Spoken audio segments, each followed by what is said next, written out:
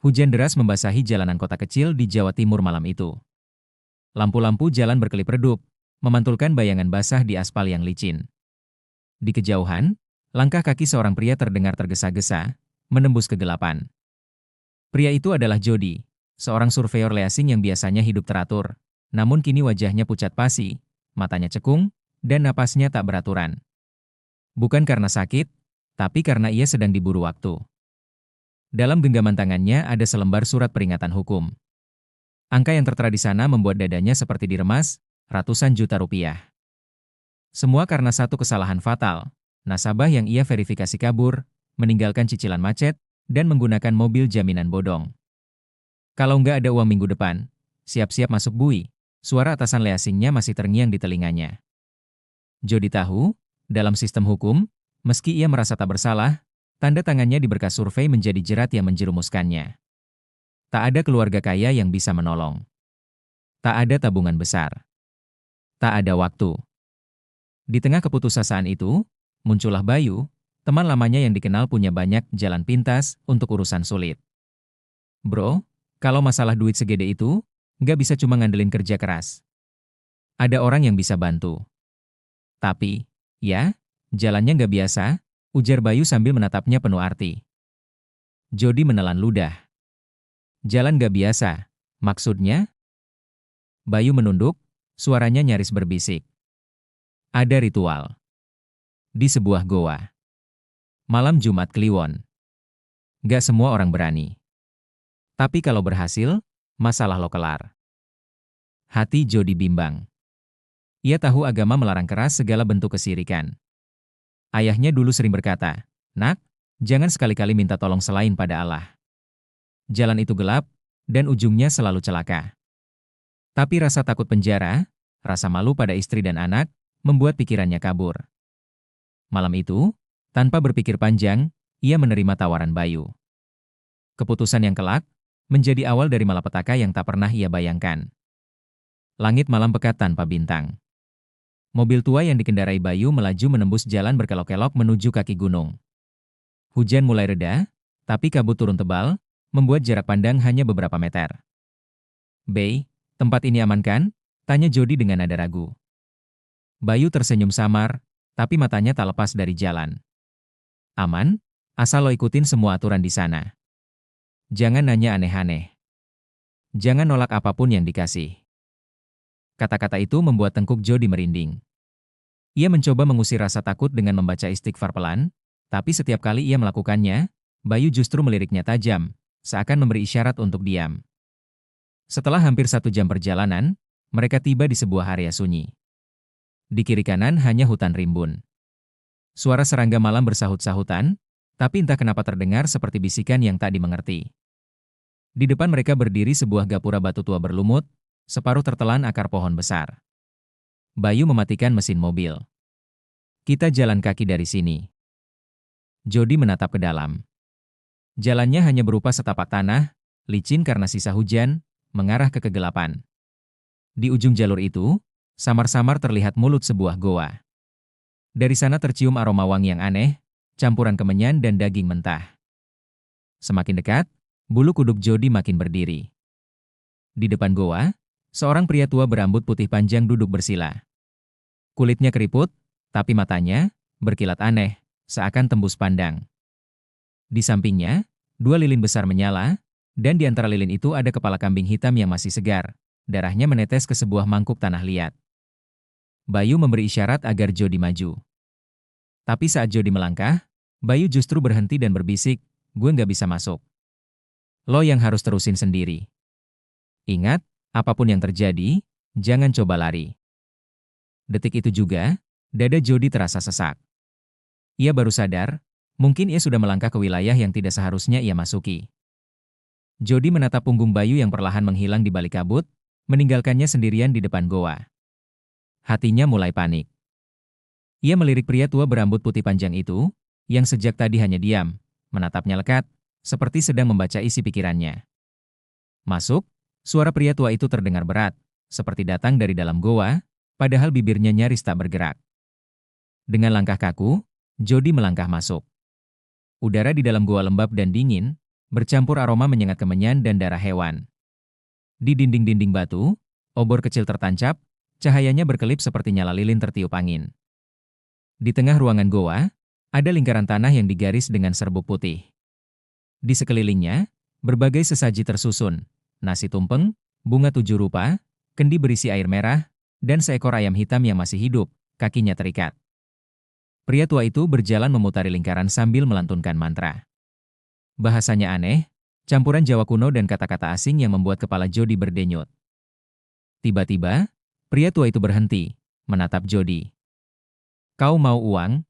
Kau mau lolos dari penjara? Kau mau semua masalahmu hilang? Jody menelan ludah. Iya. Kalau begitu, masuklah ke lingkaran ini. Duduk bersila. Pejamkan mata. Jangan buka sampai aku suruh. Jody patuh. Ia duduk di tanah dingin itu, merasakan sesuatu seperti semut-semutan menjalar di kakinya. Saat matanya terpejam, ia mulai mendengar suara-suara lain, bukan hanya suara pria tua itu. Ada suara perempuan menangis. Ada tawa kecil seperti anak-anak. Ada desis yang entah dari mana datangnya. Lalu, tiba-tiba, Jody mencium bau anyir yang sangat kuat, seolah ada bangkai yang membusuk di dekatnya. Ia ingin membuka mata, tapi ingat peringatan pria tua itu. Sekarang, letakkan tanganmu di atas kendi itu, perintah suara berat itu lagi. Jody meraba-raba, tangannya menyentuh permukaan dingin tanah liat. Saat ia memegangnya, ia merasakan cairan kental mengalir di sela jarinya. Ia terkejut, cairan itu hangat, seperti darah manusia. Tiba-tiba, dari dalam kendi, terdengar suara desahan. Jody tersentak, dan refleks membuka mata. Yang ia lihat membuat napasnya tercekat. Di hadapannya, bukan lagi pria tua tadi, tapi sesosok makhluk hitam tinggi, matanya merah membara, kulitnya seperti arang terbakar. Taringnya panjang, lidahnya terjulur, dan di dadanya ada ukiran simbol aneh yang berdenyut seperti jantung. Makhluk itu menatap Jody tajam. Suaranya bergema di seluruh goa. Kau sudah dipilih, tubuhmu, jiwamu, akan jadi bagian dari kami.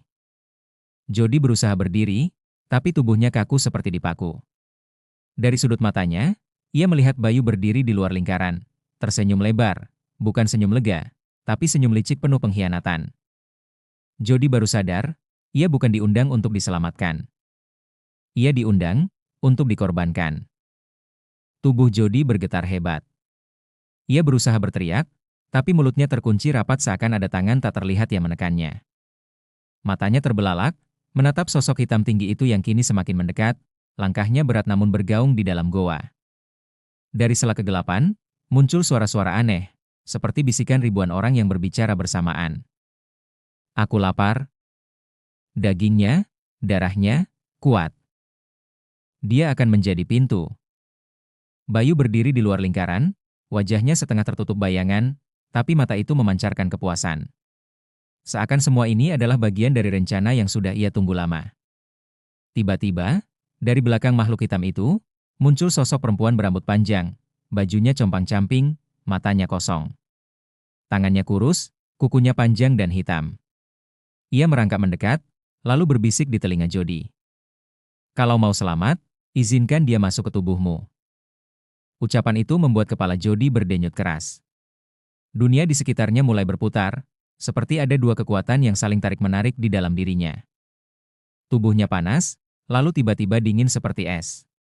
Tulang-tulangnya terasa ditarik dari dalam. Di tengah kekacauan itu, tiba-tiba, sekelebat kenangan muncul di benaknya.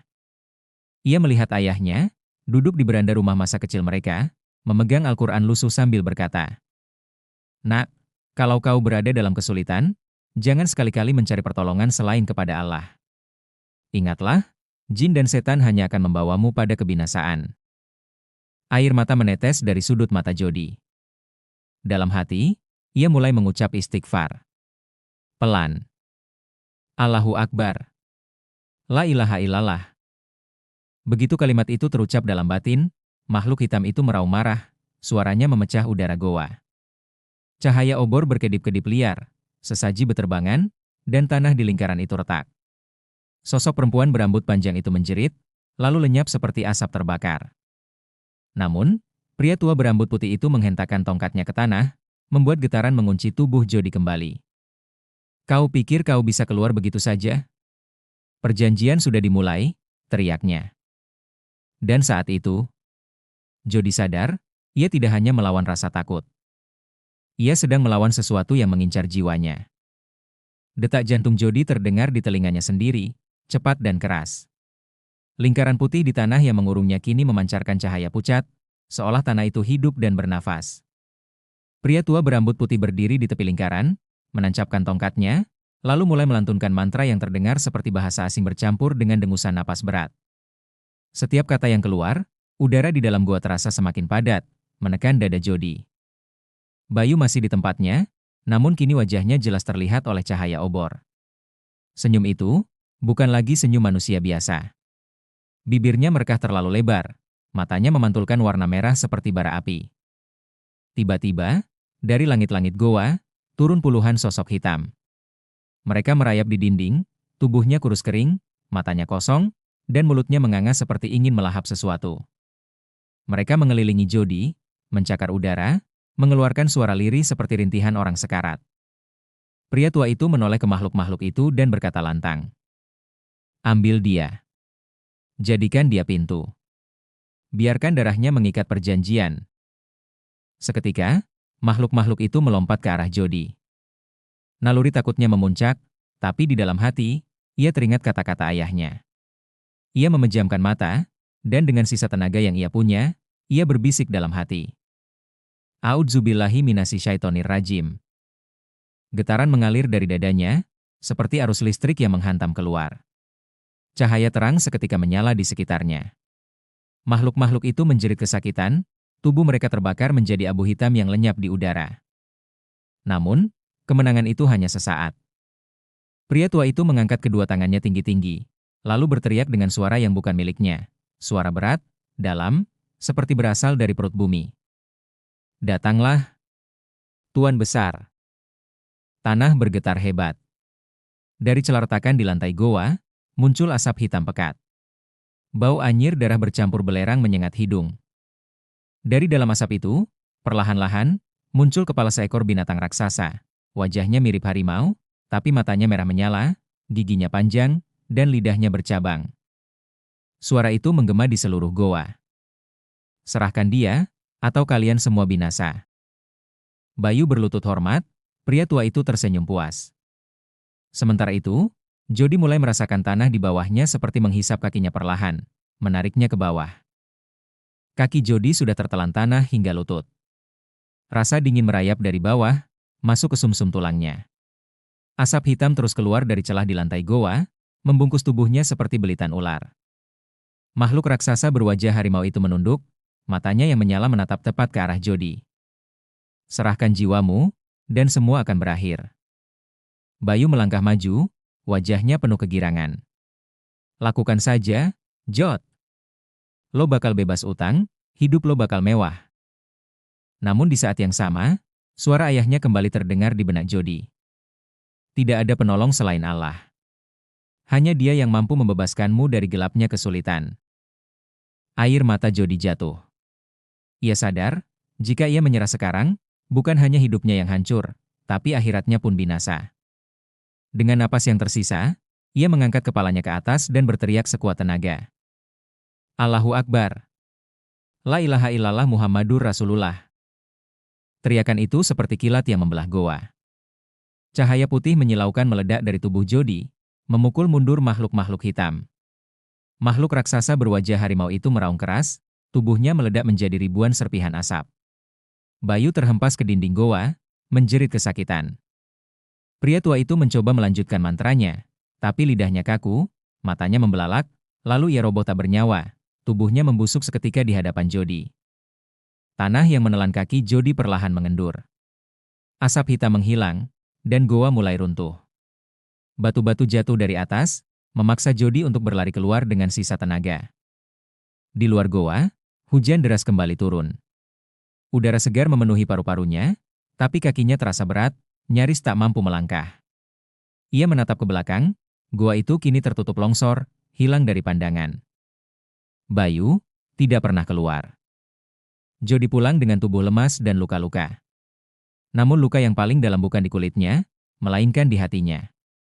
Ia sadar, keputusannya untuk mencari jalan pintas hampir merenggut segalanya. Beberapa hari kemudian, masalah hukumnya memang belum selesai. Tapi kali ini, Jody memilih untuk menghadapinya dengan cara yang benar. Datang ke polisi, menjelaskan kejadian sebenarnya, dan menerima proses hukum yang ada. Di malam hari, ia sering terbangun oleh mimpi buruk, suara raungan, mata merah menyala, dan tatapan Bayu yang licik. Tapi setiap kali rasa takut itu datang, ia menenangkan diri dengan membaca ayat kursi dan mengingat satu hal. Bahwa keselamatan sejati hanya datang dari Allah, dan setiap bantuan yang datang dari jalan gelap hanyalah jebakan yang menunggu untuk menelan jiwa.